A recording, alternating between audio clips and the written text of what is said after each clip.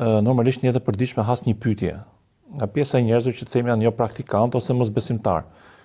Dhe thotë ç'më duhet mu të marr përgjegjësinë e familjes, marr përgjegjësinë e amanetit, unë kam ardhi lirë, do bëj qef, do bëj karrierë, s'do martohem, fëmijët janë mbar. Pra, domethënë si mund të jetë përgjigje për këtë kategori njerëzish që i shmangin përgjegjësive dhe nuk duan fare përgjegjësinë në jetë? Ka dy përgjigje. Përgjigjja e parë, po sikur dikush përpara teje kishte mbajtur këtë qëndrim, ti nuk do të ishe sot nuk do të botë për të mbajtur këtë qëndrim. Pra kemi detyrë racës tonë. Absolutisht. Shumë riprodhim, pra një nga funksionet e njeriut. E para, e dyta, ne nuk jemi ata të cilët, domethënë, ne nuk jemi zotërit e vetes, nuk jemi ne zoti i vetes. Ne kemi ardhur në këtë botë si pasojë e një krijimi, e një mirësie dhe një bekimi që e ka bërë Zoti i gjithësisë. Dhe është Zoti ai i cili ka përcaktuar se si do të jetë jeta jonë.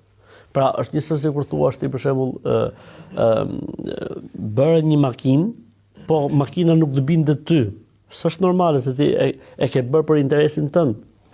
Zoti është ai i cili Allahu të takon shembullin më i lartë. Po Allahu është ai i cili na ka krijuar neve dhe Zoti thotë, unë dua për jush 1, 2, 3, 4. Ti pastaj bësh çfarë dush, por të paktën mos filozofo para Zotit. Pa pranoj që e gjuna fjalë, sepse edhe ky që e thot këtë fjalë, në vetë dijen e tij të brendshme e kupton që po ja fut kot. Pra edhe ky në vetë dijen e tij të brendshme kupton që s'është normale kjo që thot. Sepse nëse gjithë njerëzimi, një brez i njerëzimit të ishin me këtë mendje, do të shuhej njerëzimi.